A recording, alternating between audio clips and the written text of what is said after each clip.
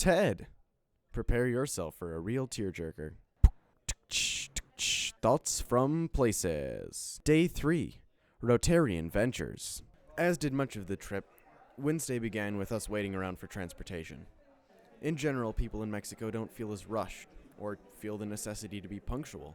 That might explain why people were willing to sit and wait for so long for chiropractic care, but I'm certain that the lengths the doctors would go to so that they could care for and help these waiting people was a factor as well. Then we waited some more before traveling to Cam 23, seeing this guy, a volunteer there, along the way. Cam 23 is a school for disabled children, whether it be mental or physical. They have a physical therapy room, funded by the Rotary, as well as a playground along with the normal smattering of classrooms. Once we got there, all of the students gathered up to sing and express their thanks. It was nice to see people caring and connecting with the kids. After we got a chance to look around, the principal gathered us and thanked the chiropractors and Rotarians. Plus, they gave us dulces, which was nice. Then we went to Casa Bethesda, a home run by Padre Paulino for disabled orphans. Here, the people who work, it's just a family, a couple, Paulino and his wife. And they have gotten different volunteers to work. But usually volunteers don't come back. It's very hard. I mean, you have to be with a strong heart, with a strong mind.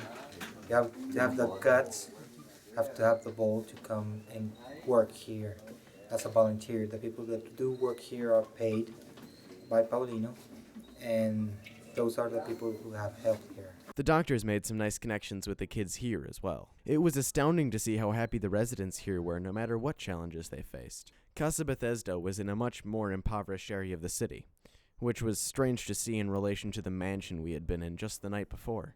Then we rode back to the Red Cross, where the doctors continued to work. I don't mean to trivialize what they're doing by brushing over it, but there's only so much of the same thing I can put into one video. What they could do for these people in 3 days was greater than many people can do in a month. However, all that helping people made them require nourishment, so once they could put it off no longer, we went to have lunch at the Steakhouse Grill. They served us some great steak and some other meats that I don't really know what they were, but I do know everything there was succulent.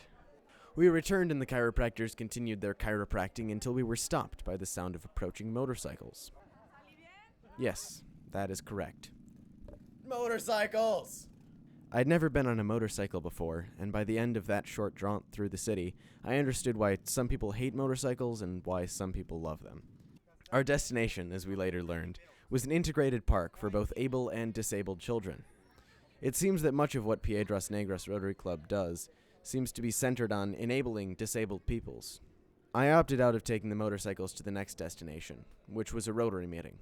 I didn't want to sit with a bunch of 50-year-olds, though, so I hung out with the offspring of a Rotary member. This is their dog. Due to tiredness, I left and fell to sleep, but I got right back up the next day, so you'll see me then. Adios.